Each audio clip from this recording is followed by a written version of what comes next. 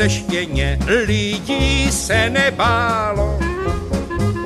Se svým stínem na stěně to štěně celý den si hrálo. Se svým stínem na stěně to štěně celý den si hrálo. A když povyrostlo víc, protáhlo si nohy,